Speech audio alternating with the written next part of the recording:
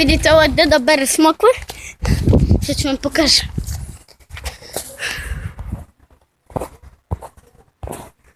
Evo sad ću vam pokažem, a približio sam kameru.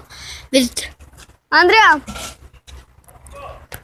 Vidite, deda bere smokve. Vidite. To je klip koji deda bere smokve. Deda će da naberem dosta smokvi.